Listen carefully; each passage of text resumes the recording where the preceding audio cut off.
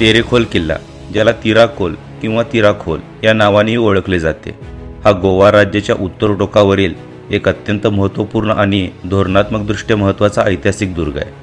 तेरेखोल गाव जरी वेंगुर्ला तालुक्यात येत असले तरी हा किल्ला मात्र गोवा सरकारच्या ताब्यात आहे. गोव्याच्या स्वातंत्र्य संग्रामामध्ये क्रांतिकारकांना आश्रय देण्याची काम या किल्ल्याने केली आहे. किल्ल्याचा भूभाग जरी गोवा राज्याच्या हद्दीत असला तरी तेथे जाण्याचा रस्ता सिंधुदुर्ग जिल्ह्यातील रेडी गावाजवळून गेला आहे.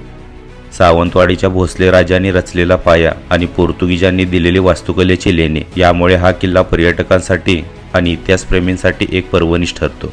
जरी आज त्याचे रूपांतर एका आलिशान हॉटेलमध्ये झाले असले तरी महाराष्ट्र आणि गोव्याच्या सीमेवरील हा किल्ला दोन्ही संस्कृतींना जोडणारा एक भक्कम दुवा म्हणून आजही दिमागात उभा आहे.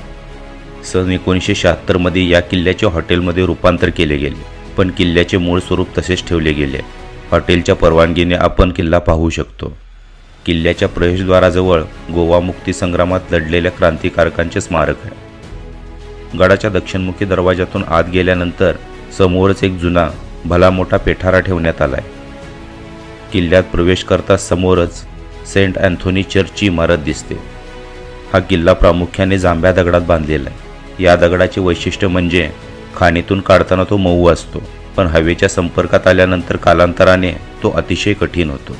किल्ल्याची रचना आयताकृती असून ती पूर्व पश्चिम दिशेला पसरलेली आहे. किल्ल्याच्या समुद्राकडील तटबंदीला लागून हॉटेलसाठी 7 खोल्या बांधल्या असून त्यांना वेगवेगळ्या वारानुसार वेगवेगळी नावे देण्यात आली आहे. या ठिकाणी चर्चच्या मागे उजव्या बाजूस असलेल्या जिन्याने मागील बुरुजावर जाता येते. किल्ल्याला एकूण मुख्य 4 बुरुज असून उत्तरेकडील भिंतीला 2 कात्री आकाराचे बुरुज आहेत, जे शत्रूवर सर्व बाजूनी गोळीबार करण्यासाठी डिझाईन केले आहेत. येथून बुजत चाललेला खंदक पाहायला मिळतो. किल्ल्याच्या दक्षिणेकडील बाजूला 2 बुरुज आणि एक दुमजली इमारत आहे. किल्ल्याच्या तटबंदीवर ठिकठिकाणी कॅप्सूल आकाराचे छोटे बुरुज किंवा बार्टिझन्स आहेत, जे रखवालदारांसाठी निरीक्षणाचे काम करतात. या किल्ल्यावरून केरीमचा किनारा, पांढरे शुभ्र रेती आणि अरबी समुद्राचे निळेशार पाणी पाहून मन सुखावते.